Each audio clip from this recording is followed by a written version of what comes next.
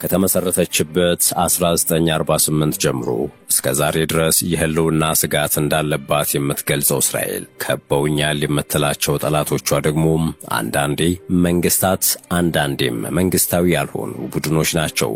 ዙሪያውን በጠላት ተከብቤያለሁ የምትለው እስራኤል ካሏት ጠንካራ የደህንነትና ወታደራዊ ተቋማት መካከል በ1949 የተመሰረተውና ሞሳድ የተባለው የስለላ ድርጅት አንዱ ነው።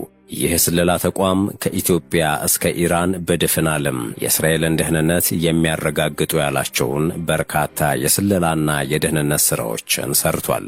በዓለም እጅግ ከሚፈሩ የስለላ ድርጅቶችም አንዱ ለመሆን የበቃው ይህ ተቋም ተለይቶ የሚጠቀሱለት አነጋጋሪና ለማመን የሚከብዱ ኦፕሬሽኖቹ የትኞቹ ናቸው?